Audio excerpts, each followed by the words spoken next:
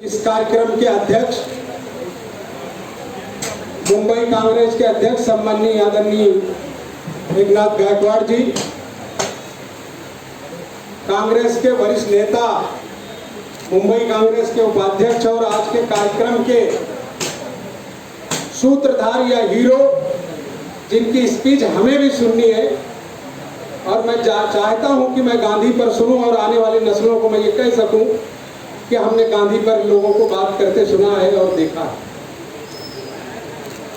दूसरे मंच पर बैठे हमारे मुंबई कांग्रेस के उपाध्यक्ष जयप्रकाश जी, प्रवक्ता राजहंस जी, आप सबकी लाडली नेता महिला कांग्रेस की अध्यक्षा डॉक्टर अजंता यादव जी, सभी मुंबई कांग्रेस के पदाधिकारी, कांग्रेस के कोषाध्यक्ष संदीप शुक्ल जी, मैं समझता हूं कि महाराष्ट्र प्रदेश के भी एक दो पदाधिकारी दिख रहे हैं और सभी कांग्रेस के साथियों,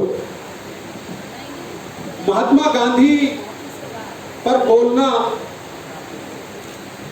बड़ा मुश्किल काम है, लेकिन समय मेरे जिम्मे 5 मिनट का दिया गया है, जबकि जिस सब्जेक्ट पर मुझे बोलना है खिलाफत मूवमेंट, महात्मा गांधी, हिंदू मुस्लिम एकता, मुझे कम से कम 2.5 घंटा चाहिए।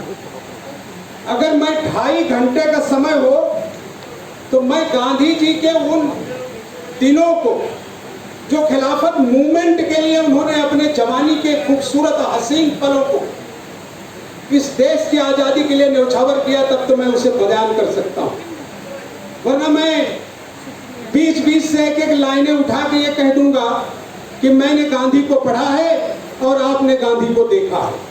ये दोनों के बीच यही एक रिश्ता है। और आज मैं अपने दोनों नेताओं को, आदरणीय गायकवाड़ जी को और आदरणीय बख्शी जी को, इसलिए धन्यवाद देना चाहता हूं कि खिलाफत मूवमेंट की तहरीक आज ही के दिन शुरू हुई थी।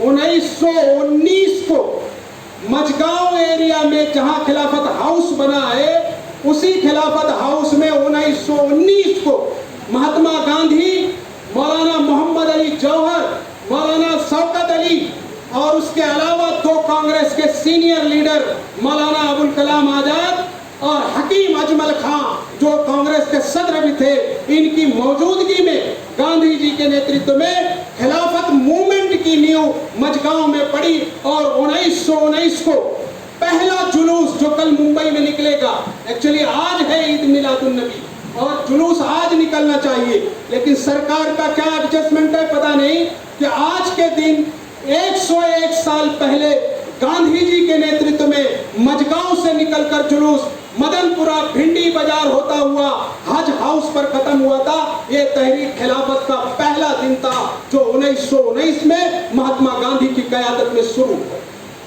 दूसरी चीज, मैंने 3 नेताओं का नाम लिया।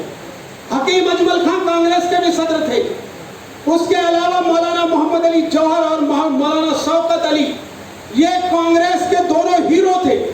ये मुल्क की तहरीक और मुल्क की आजादी के वह हीरो थे कि अगर ये नहीं होते तो मुल्क की आजादी मिलना इतना आसान काम नहीं था। गांधी ने सही सिलेक्शन किया और ऐसे लोगों को चुना कि तारीख 1000 साल भी इन्हें भुला नहीं पाएगी। लेकिन इन दोनों को याद करूं उससे पहले मैं उनकी वालिदा माजिदा को याद करता हूं, जो अम्मा भी थी, जिनकी कब्र मुबारक आज भी उसी मझगांव में है कि उन्होंने ऐसे 2 सपूत पैदा किए कि मौलाना ने यह कहा था कि मुल्क अगर आजाद नहीं हुआ और मैं मर जाऊं तो हिंदुस्तान में दफन नहीं करना। मौलाना लंदन में मरे और उनको यरूशलेम में दफनाया गया और आजाद हिंदुस्तान होने तक वो हिंदुस्तान नहीं आए। ये उनकी बहादुरी का कारनामा था। जो तहरीक मूवमेंट चली खिलाफत की, उसका सबसे बड़ा सबूत ये था। उनकी माँ, अगर आप उनका इतिहास पढ़ेंगे, आप गूगल सर्च करेंगे तो अम्मा भी की तारीख आपको देखने को मिल जाएगी। वो ऐसी बहादुर महिला थी कि अपने बेटों से कहा था कि बेटा खिलाफत पे सर कटवा देना, लेकिन कभी पलट कर नहीं आना।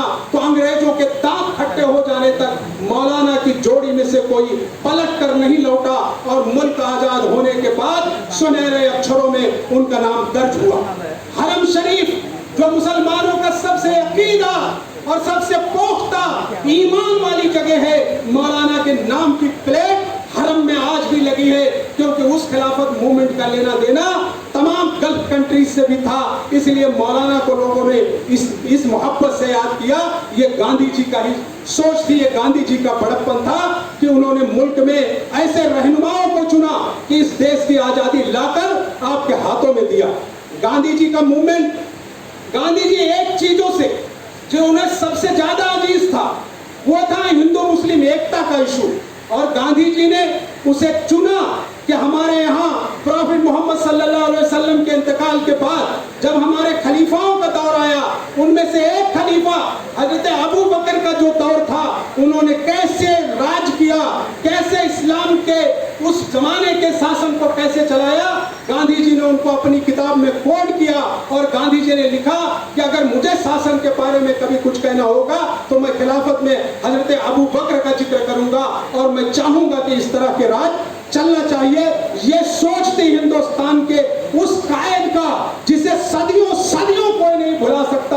आरएसएस क्या, आरएसएस के कई नस्लें आए और वो चाहे कि हम गांधी को भुला दें तो गांधी के तुम स्टैचू को हटा सकते हो, तुम गांधी के नाम को मिटा सकते हो, लेकिन गांधी के कारनामे न सिर्फ हिंदुस्तान बल्कि दुनिया के वो मुल्क जो उस वक्त आजादी चाहते थे, उनके सीनों में गांधी लिखा हुआ है, वो कभी मिटेगा नहीं। और वही तारीख है कि जब 400 साल बाद भी, 600 साल बाद भी हम गांधी को सोचेंगे और गांधी पर बात करेंगे तो भी हमें फख्र होगा कि गांधी हिंदुस्तान में पैदा हुआ और हिंदुस्तान की आजादी के लिए अपने बदन के एक एक कपड़े को भी छोड़ा, लेकिन उसने मुल्क की आजादी के लिए कभी सर नहीं झुकाया।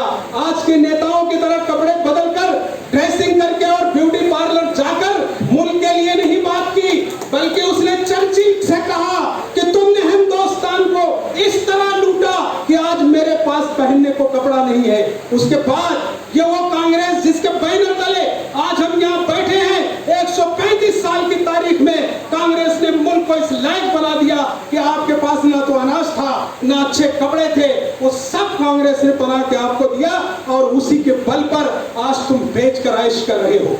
कितना दिन तुम ऐश करोगे? तारीख भुलाएगी। 600 साल तक स्पेन में मुसलमानों का राज था, थोड़ी सी लापरवाही की, कहां से कहां चले गए किसी को पता नहीं चला। 400 साल मुगलों ने राज किया, उसके बाद की तारीख नहीं बनी। इनकी हैसियत क्या है? 6 साल, 10 साल, 20 साल, लेकिन कांग्रेस का एक एक सिपाही गांधी के आदर्शों पे चलता है, गांधी के लिए मरता है और गांधी के लिए जीता है।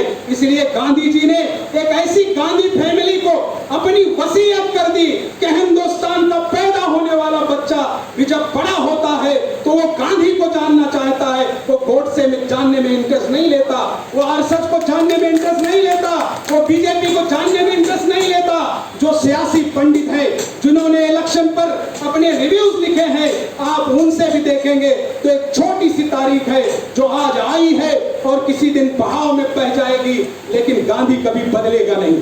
आपने देखा होगा कि हम ग्वालियर टैंक के मैदान जाते हैं, उससे 2 बिल्डिंग पहले मणि भवन है।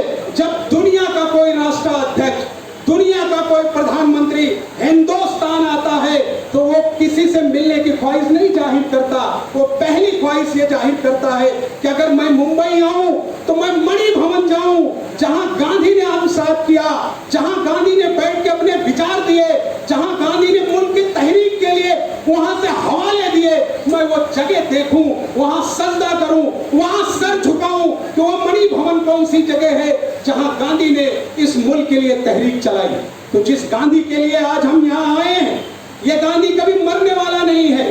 मारने के लिए तो उन्होंने 50 साल पहले गांधी का कत्ल कर दिया। पूरी दुनिया ने देखा कि गांधी के कत्ल के बाद गांधी की हैसियत बढ़ गई, और गांधी के वही कातिल जो आज राज्य में है, सरकार में है, वो जब सरकार में है तो गांधी के विरुद्ध बात करते हैं, लेकिन हिंदुस्तान से जब बाहर जाते हैं तो गांधी का हवाला देते हैं, क्योंकि हिंदुस्तान के बाहर सिर्फ गांधी का हवाला चलता है, वहां आरएसएस की चट्टी का हवाला नहीं चलता।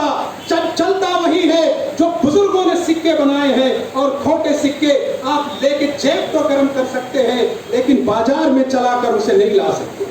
हिंदुत्व की ये लहर जो दिखाने की कोशिश कर रहे हैं, यह हिंदुत्व की लहर नहीं है, क्योंकि गांधी का हिंदुत्व जो था वो इस्लाम से प्रेरित था।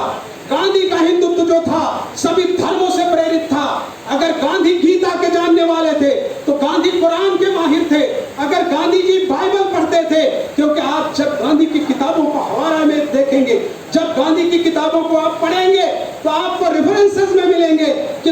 की कौन कौन सी आयतों को गांधी ने कोट किया। आप जब गांधी की तारीख को पढ़ेंगे तो आपको लगेगा कि मुल्क के मुसलमानों को गांधी ने कैसे इकट्ठा किया। आप जब देखेंगे कि दिल्ली का दंगा और गांधी जी का उपोषण, नेहरू जी मौजूद, नेहरू जी ने कहा गांधी जी जाना खतरनाक है। वाल्मीकियों की एक बस्ती है दिल्ली में जहां गांधी जी को रखने का मामला सरदार पटेल ने तय किया, क्योंकि सरदार पटेल उस वक्त के गृह मंत्री थे। तो गांधी जी की सोच थी कि अगर हिंदुस्तान हमें बचाना है, हिंदुस्तान को आजादी मिलने के बाद पूरे हिंदुस्तान में इन लोगों ने दंगे का माहौल पैदा किया। कहीं मुसलमान मारा जा रहा था, कहीं हिंदू मारा जा रहा था, लेकिन गांधी जी की सोच, कलकत्ता से निकले वही उनकी ट्रेन की अंतिम यात्रा भी है कि जब वो दिल्ली पहुंचते हैं तो उन्होंने कहा कि हम आमरण अनशन पे बैठेंगे। गांधी जी के बेटे ने कहा कि बापू आपको अनशन पे नहीं बैठना चाहिए, क्योंकि आपकी वजह से इस मुल्क में लाखों मुसलमानों की जान बची है, लाखों हिंदुओं की जान बची है। अगर आप भूख से मर गए तो इस मुल्क का नुकसान होगा। लेकिन गांधी ने कहा हो सकता है मैंने गड़बड़ी में, जल्दबाजी में अनशन का डिसीजन लिया हो, लेकिन जब तक शांति रिटर्न नहीं होगी, जवाहरलाल जी आप गवाह रहिए, मैं अपना अनशन नहीं तोड़ूंगा। ऐसा लीडर था जिसने मुल्क को एक इतिहास दिया, ऐसा लीडर था, ऐसा हीरो था। लीडर तो बहुत पैदा हुए, वो ऐसा हीरो था जिसकी तारीख सदियों तक याद रहेगी। मेरे बाप ने पढ़ी, मेरे दादा ने पढ़ी, अब मैं पढ़ रहा हूँ, मेरा बेटा पढ़ेगा, आने वाला मेरा पोता भी पढ़ेगा और ये मुल्क देखेगा। ऐसा लीडर कभी दुनिया में आया नहीं। और जिनको उन्होंने सिलेक्शन किया उस मूवमेंट के लिए, जिस खिलाफत की मैंने बात की, जिन 4 नामों को मैंने लिया, मौलाना आजाद की तारीख मुसलमानों की तारीख नहीं है, हिंदुओं की तारीख है, हिंदुस्तान की तारीख है। मुसलमान अगर चाहता तो मौलाना को छोड़ता और चला जाता पाकिस्तान। जब बन रहा था मौलाना ने साफ लफ्जों में कहा था कि मैं उस गांधी के देश का आदमी हूं जहां गांधी ने यह सबक सिखाया कि सारे हिंदुस्तानी मेरे भाई हैं, कुछ भी होगा सबके हक के लिए लड़ूंगा, मैं आखिरी वक्त तक लड़ूंगा। और गांधी आखिरी वक्त तक लड़ते रहे, और लड़ते ही नहीं रहे बल्कि जाते जाते इस मुल्क को ऐसा संविधान दे गए बाबा साहब के नेतृत्व में उस जमाने के लीडरों के लिए कि आप सदियों सदियों तक इस मुल्क के किसी चीज को भुला नहीं पाएंगे। यही तारीख का सबसे मजबूत पन्ना आपके हाथ में है कि दुनिया के किसी राष्ट्र में ऐसी मोहब्बत, ऐसी भाईचारा हिंदू मुसलमानों की नहीं है जैसे हिंदुस्तान में है। 2-4% लोग हैं जो नफरत पैदा करने का काम करते हैं, लेकिन आज भी 90 से 95% लोग हैं जो मुल्क में एकजुटता चाहते हैं, भाईचारा चाहते हैं, अमन चाहते हैं और दोस्ती चाहते हैं। मैं अपने दोनों नेताओं को सलाम करता हूं और निवेदन भी करता हूं कि हर महीने कहीं ना कहीं जिले में गांधी पर चर्चा होनी चाहिए, कहीं ना कहीं पंडित जवाहरलाल पर चर्चा होनी चाहिए। जरूरी नहीं है कि हम सत्ता के सिंहासन तक भी पहुंचे। अगर हम लोगों के दिलों में गांधी के आदर्श को बचाए रख ले गए तो कांग्रेस की सबसे बड़ी सरकार यही है कि हमने अपने बुजुर्गों के अपने आबो अजदाद के सारे धरोहर को समेटा और रखा है। आज AICC आपको हर 3-5 मिनट का वीडियो भेज रही है धरोहर के रूप में। आपने देखा कि पिछले हफ्ते गांधी जी का धरोहर पर क्या है आपने देख लिया है। आज तो आप उस दौर में हैं कि अगर गांधी को जानना है तो अपने छोटे से बच्चे से कहिए कि गूगल सर्च करे गांधी का ये पेज, इस दौर का पेज, इस दौर में क्या घटना थी, आपको वीडियो के साथ दिखाएगा। हम तो उस दौर में आए थे कि किताबें खोले बगैर हम अपने बुजुर्गों का एक चैप्टर भी नहीं जानते थे। तो आप तो ज्यादा खुशनसीब हैं कि आपको जानने के लिए किसी की मोहताजी की जरूरत नहीं है। मेरे पास समय का लिमिट मेरा बख्शी जी ने तय कर रखा है, बोलना बहुत है गांधी पे, लेकिन यही विराम देता हूं कि ऐ शेख बरहमन मिल बैठो, कुदरत को ये दूरी मंजूर नहीं, कुरान से गीता दूर सही, इंसान से इंसान दूर नहीं। कल ईद मिलादुन नबी है। मैं अपने कांग्रेस के लीडर गायकवाड़ साहब और पूरी पार्टी की ओर से प्रॉफिट मोहम्मद सल्लल्लाहु अलैहि वसल्लम के इस जन्मदिन का आपको मुबारकबाद देता हूं और उस हैसियत वाले लीडर का जिसका आज हम प्रोग्राम कर रहे हैं, खैर अकीदत पेश करते हुए अपनी बात खत्म करता हूं। शुक्रिया, खुदा हाफिज, जय हिंद। धन्यवाद निजामुद्दीन जी।